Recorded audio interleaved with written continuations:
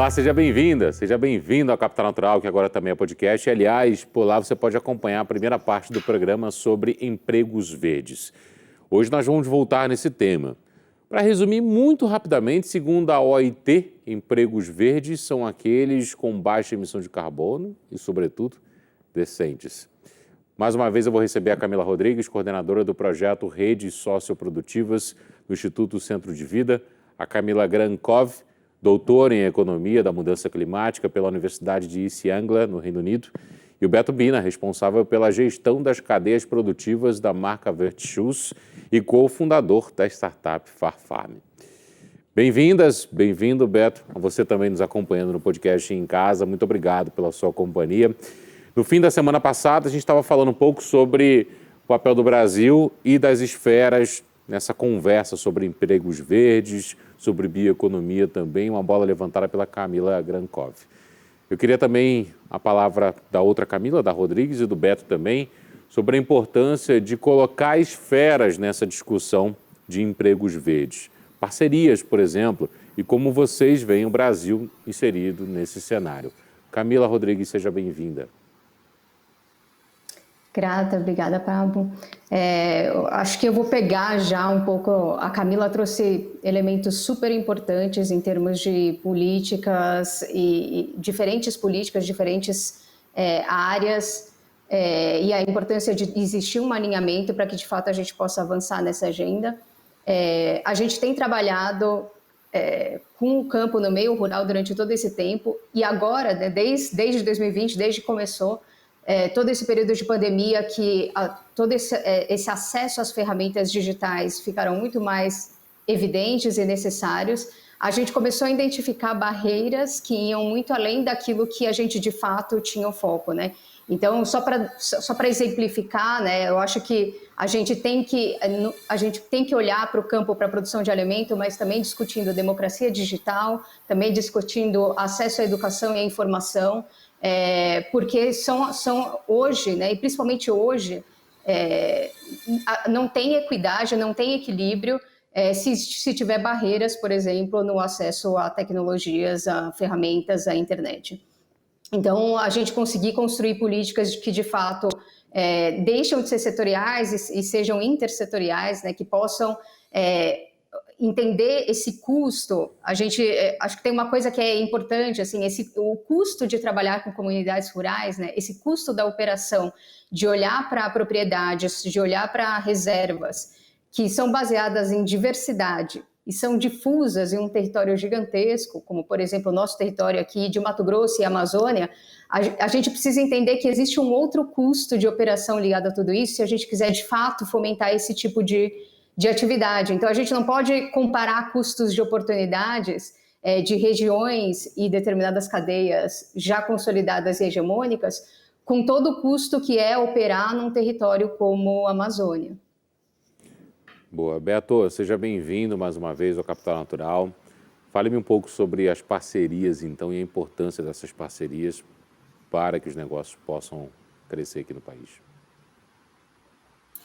Obrigado, Pablo. A gente discutiu um pouco no programa sobre a bioeconomia e a gente entende isso como grande diferencial do Brasil para o futuro, né? Se a gente olhar quais são as grandes oportunidades, pensando no mercado externo, a gente tem a maior biodiversidade brasileira com um vasto território e que foi muito pouco explorado, né? No sentido de, especialmente de pesquisa, assim, né? Então a gente não sabe o que a gente não sabe da Amazônia, basicamente é isso. Então essas parcerias vão muito para como a gente consegue trazer pesquisa e tecnologia para entender essas matérias-primas, esses produtos da bioeconomia, como eles podem ter um alto valor agregado e ser competitivo externamente, né? Um exemplo que eu dou super prático foi descoberto que a copaíba tem o mesmo canabidiol da planta do cânhamo, que é um mercado hoje de, se não me engano, mais de 7 bilhões de dólares nos Estados Unidos. Então, como a gente consegue usar esses fatores biológicos, essa inteligência, essa riqueza que a gente tem para ser realmente um diferencial? Outro ponto que eu queria comentar também é trazer universidades. A gente trabalha muito na região do Acre, a gente trabalhou com a UFAC, e eles fizeram um estudo socioeconômico mostrando quais eram os pontos positivos e negativos da nossa atuação E ajustando isso, a gente conseguiu detectar que as famílias que trabalham na cadeia produtiva da Vert, eles têm renda 30% maior dentro da reserva extrativa de esticamentos do que as famílias que não trabalham. E que essa riqueza, digamos assim, esse dinheiro que eles receberiam, na verdade, teria que ser um pacote. Não só um pacote da borracha que a gente trabalha, mas outras matérias-primas, outras indústrias que também deveriam atuar lá. Então a gente está indo para esse caminho. E sem me alongar muito, mas só para complementar, a gente vê muita presença de ONGs com nosso lado, pelo menos com assistência técnica. É um pouco o que a Camila comentou sobre como que a gente pode educar e sofisticar ainda mais essas famílias, seja de agricultura familiar, seja de extrativismo, para gerar mais valor agregado do trabalho que eles executam hoje. Vamos falar também sobre impacto daqui a pouquinho, e eu quero te ouvir mais sobre isso. Eu queria só voltar a um tema que a Camila Rodrigues citou, que é a diversidade. E aí eu quero ouvi-las, Camilas, sobre isso e sobre como é que a gente está nessa conversa. O que vocês acham? Primeiro Camila Rodrigues, depois a Camila Grankov, por favor. Bom, acho que o Beto colocou, né? O Brasil, a gente importou um modelo de desenvolvimento que esqueceu o nosso maior potencial, que é a maior biodiversidade do planeta, né? Então, hoje a gente tem cadeias estruturadas em menos de 10 itens e produtos que a gente explora e que a gente consome, e a gente desconhece muitos dos valores aí que a gente poderia aproveitar, como o Beto já mencionou. Mas também além da biodiversidade, né, acho que a gente tem essa diversidade social. E o desafio enorme de conseguir fazer com que as inovações e conhecimento técnico, de fato, tenha capilaridade no meio rural e chegue nas pessoas, em todas as pessoas que precisam. E a gente tem esse desafio dos territórios imensos, né? Acho que uma ação prática que a gente tem trabalhado muito e que tem contribuído é, de fato, engajar as famílias agricultoras num arranjo mais descentralizado e com diferentes instâncias de decisão, que, de fato, a gente possa chegar em todas as famílias através de diferentes níveis de organização comunitária. E aí, com isso, a gente conseguir fortalecer a participação das famílias, a participação das organizações comunitárias nessa discussão, não só na produção e no fornecimento desses produtos, mas também uma discussão sobre qualidade, preço e procedimentos, porque esse tipo de decisão também é muito centralizada. Então, a gente tem essa atuação em forma de rede aqui na região, a gente tem tentado criar essas diferentes instâncias para, de fato, conseguir chegar em todas as famílias de um território que tem 10 mil famílias espalhadas, né? Aqui só em 6 municípios aqui, onde a gente atua mais no norte do estado, e que a gente precisa se desdobrar para conseguir, de fato, produzir uma mudança em escala. Camila Grankov, seja bem-vinda a essa segunda conversa, e vamos falar um pouco sobre diversidade, e aí eu queria também colocar em discussão aqui, te ouvir, sobre como nós aqui no Brasil estamos com relação a essa discussão. Obrigada por colocar esse tema. A gente tem se debruçado na CEPAL sobre esse assunto, buscando entender também a dimensão de gênero, ou mais do que isso, das interseccionalidades, né? Olhando gênero, raça, etnia. E o que a gente percebeu, né, em um estudo recente chamado A Dimensão do Gênero no Big Push para a Sustentabilidade, é que na maior parte desses setores considerados verdes, né, existe uma presença massiva de homens. Então, se a gente olhar, por exemplo, na geração e distribuição de energias renováveis, só 11,7% dos empregos nesse setor são ocupados por mulheres, ou seja, quase 90%, né, dos empregos nesse setor são ocupados por homens. Na produção e manejo florestal, por exemplo, a participação das mulheres é de apenas 15%. Saneamento básico, 17,5%. Então, o que isso nos diz? Né? Que se houver uma estratégia de acelerar investimentos ou de provocar ações massivas, né, para aumentar esses investimentos nesses setores, sem ter uma estratégia complementar e explícita para a inclusão de mulheres, são setores que tendem a agravar as desigualdades de gênero, né? Porque eles vão gerar, sem ações mais assertivas, mais empregos para os homens do que para as mulheres. E isso tem a ver com o que nós comentávamos no bloco anterior, né? Tem muito a ver com a formação, com condicionantes sociais, né? Do papel social da mulher na sociedade. Mas, no geral, esses empregos, e que são exatamente os empregos formalizados, mais bem remunerados, mais próximos ao que a gente chamaria de trabalho decente, eles tendem a ser ocupados por profissões como engenharia, né? Que são formações essencialmente masculinas, né? Onde predominantemente os homens têm esse tipo de formação. Então, esses resultados nos apontam que a gente precisa ter um olhar sobre a questão da diversidade, sobre o olhar de gênero, mas também sobre a questão de etnia, né?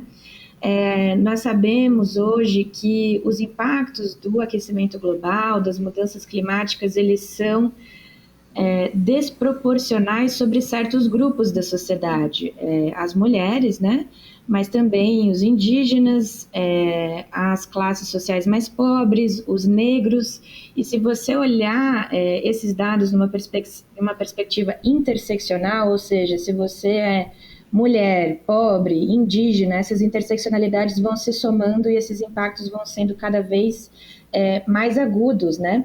Então, como que isso se traduz, né? Essa desproporcionalidade dos impactos.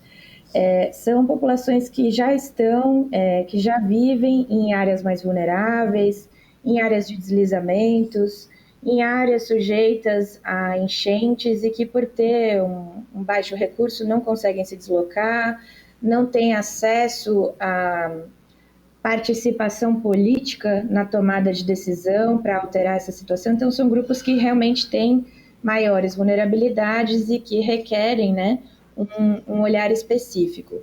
Na questão das mulheres, a gente identificou algumas áreas estratégicas, né, em que esses investimentos devem acontecer, e eu queria só trazer esse exemplo para ilustrar a importância da coordenação desses investimentos, né?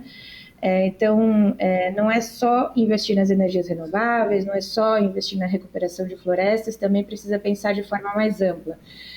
No caso das mulheres, é muito importante a economia dos cuidados. Esse é um dos poucos setores, né, em que a participação das mulheres é mais massiva, é mais predominante. Então, é um setor que o próprio investimento nele já empregaria mulheres, mas ele também ajuda a aliviar a carga de trabalho de outras mulheres. Então, se tem creches, se tem centros de cuidados e atenção a idosos, tudo isso tende a aliviar a sobrecarga de tempo que as mulheres dedicam ao trabalho não remunerado, né? Então, tem uma série de estratégias complementares que você pode pensar e desenvolver. Outra, para finalizar, novamente, a importância da qualificação, né?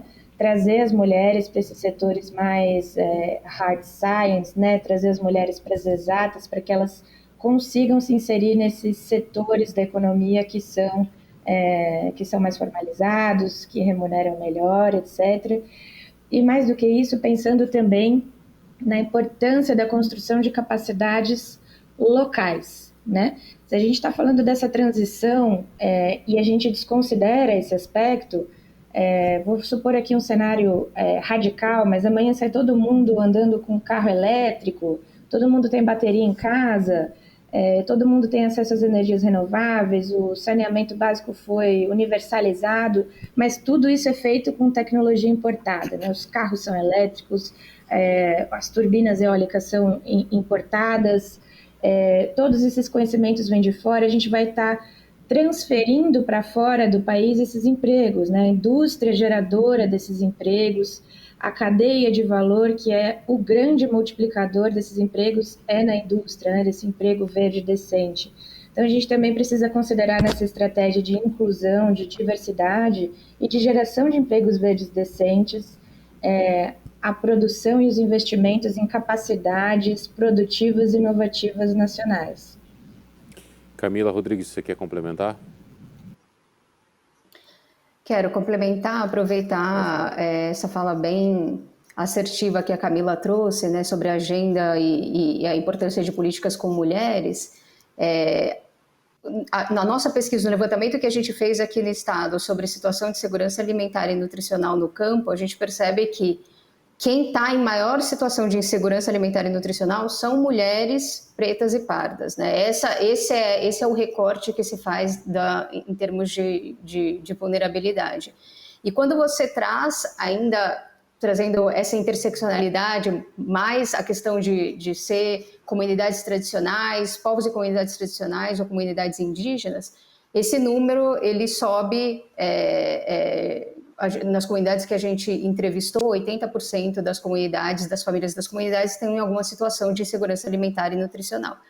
E a gente tem uma lacuna de dados, especialmente com comunidades tradicionais e povos indígenas, a gente tem uma lacuna em termos de informação que a gente possa fazer esse recorte, que sejam dados, bases, secundários, oficiais, que a gente possa monitorar e acompanhar situações como essa, e isso acaba impedindo com que a gente possa, de fato, criar políticas assertivas, entender a situação e criar políticas. A gente depende muito de institutos de pesquisa, organizações do terceiro setor, levantando essas informações para estruturar um pouco o planejamento das ações. Então, acho que a gente precisa trabalhar, olhar também, né, para toda essa parte de informação e unificação das bases de informação que hoje a gente tem nas diferentes áreas da vida, para que a gente possa, de fato, construir essas políticas alinhadas, né, como está sendo mencionado aqui.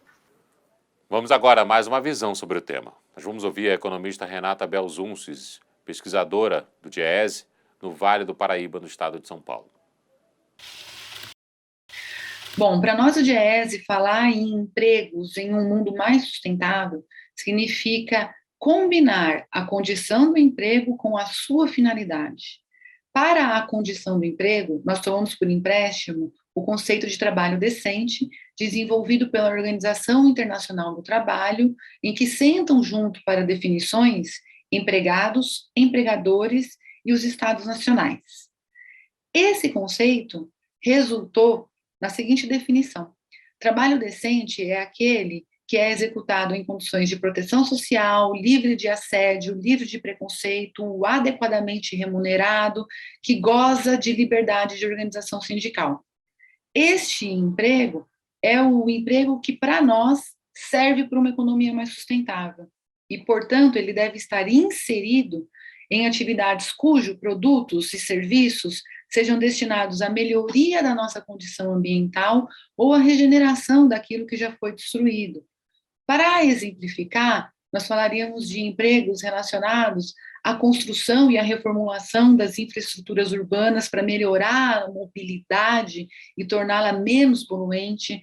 A gente fala dos empregos que estão na base daquilo que a gente muito convenciona identificar como um emprego ecológico, que são os resíduos, que são o reaproveitamento dos resíduos, e são, evidentemente, também os empregos que são dos servidores públicos em nível estadual, federal e municipal, que são responsáveis pela observância da legislação ambiental. Em metodologia desenvolvida em 2018 pelo DIEESE, nós verificamos a presença de apenas 6,5% da força de trabalho numa condição que combina emprego decente e uma finalidade que se destina à proteção do meio ambiente, a reduzir os danos ou a regenerá-lo daquilo que já foi destruído. É um percentual, evidentemente, muito baixo, e é um desafio aumentar a presença desse emprego e dessas atividades na nossa economia. Portanto, ao nosso ver, a saída é fortalecer duas perninhas do tripé que se convencionou denominar desenvolvimento sustentável. As perninhas que precisam ser fortalecidas são as perninhas que têm a ver diretamente com a proteção do meio ambiente, com a proteção do meio natural, e é a perninha que está relacionada à proteção social. Essas duas, mais o crescimento econômico, formam aquilo que o desenvolvimento sustentável foi chancelado como desenvolvimento sustentável na Rio 92, há exatos 30 anos atrás. É muito desafiador falar de empregos protegidos e que protejam e regenerem o meio ambiente em um mercado de trabalho como o brasileiro. Nós temos hoje 12 milhões de desempregados. Evidentemente, essas pessoas não têm opção de escolher se serão absorvidas em um setor mais amigo do meio ambiente ou um setor declaradamente inimigo do meio ambiente. Por um outro lado, é tão importante a proteção social ao trabalho e ao trabalhador que aqueles que estão empregados e gozam de alguma proteção já fazem a discussão ambiental. São os trabalhadores que, através dos seus sindicatos e através de suas representações, hoje discutem o emprego de qualidade e amigo do meio ambiente, seja pelo viés da sua saúde, porque, por exemplo, é importante a gente sempre dizer e sempre ter em conta que quando a gente fala dos agrotóxicos, o trabalhador envolvido na produção do agrotóxico, ele é a primeira vítima, ele é o primeiro impactado negativamente, até essa substância chegar ao meio ambiente e depois ter todo um outro desenvolvimento. É também importante a proteção social para o trabalhador, para o trabalho, porque possibilita hoje que trabalhadores metalúrgicos, ao invés de discutirem apenas a produção desenfreada dos carros para transporte individual, possam discutir mobilidade urbana, e é o que já vem acontecendo no nosso país. Com a palavra, Ademar Ribeiro Romeiro, professor titular do Instituto de Economia da Universidade Estadual de Campinas. O tema dessa programação da Band é empregos verdes, ou seja, empregos que seriam gerados por sistemas de produção mais sustentáveis, né? Existem várias possibilidades em vários campos, em vários setores. Eu vou escolher um setor, dada a limitação do tempo, para ilustrar qual é esse potencial. É um setor onde o Brasil tem uma vantagem comparativa, que é o setor agrícola. O Brasil já produz biocombustível, é o álcool de cana, e pode ampliar essa produção para biodiesel, né? Através de oleaginosas, né? O Brasil tem essa possibilidade por ter uma área agrícola suficientemente grande, de maneira que a produção de biocombustível não seja concorrente da produção de alimentos, né? A produção de biocombustíveis, a produção de biodiesel é particularmente interessante pela maior demanda de mão de obra que ela exige e também pela localização, né? Entre Maranhão e Pará se localizam as principais áreas onde essas oleaginosas poderiam ser produzidas, Babaçu, Dendê, não é? Que são áreas onde existe uma população rural maior do que em outras áreas do país. Portanto, aí seria uma oportunidade bastante interessante. Haveria uma convergência, né, de uma área onde há mais mão de obra rural e ela, ao mesmo tempo, é uma região onde é mais eficiente a produção de oleaginosas através desse tipo de planta. Já existe uma produção de biodiesel, mas muito pequena, não é significativa, especialmente concentrada no município de Tomé Açu, no Pará, pela comunidade de imigrantes japonesa. Ali tem um exemplo de como essa produção pode ser organizada.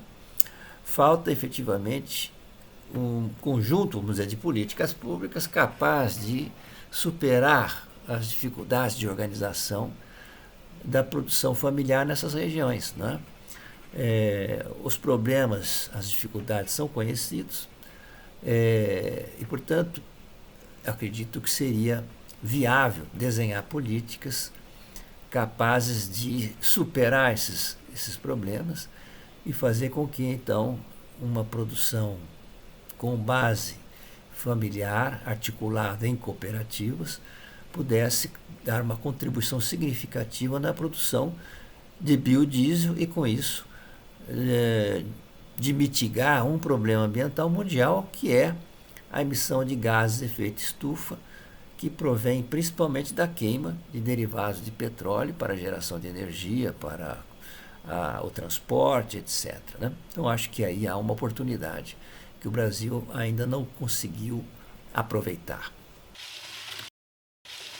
Nós vamos ficando por aqui. Mas na semana que vem, vamos continuar essa conversa. Eu vou querer ouvir o Beto sobre o impacto positivo da atuação da Virtus no ambiente de negócios brasileiro.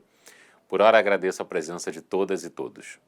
Camila Rodrigues, engenheira florestal, mestre em ecologia interdisciplinar pela Universidade da Flórida, coordena o projeto Redes Socioprodutivas do Instituto Centro de Vida.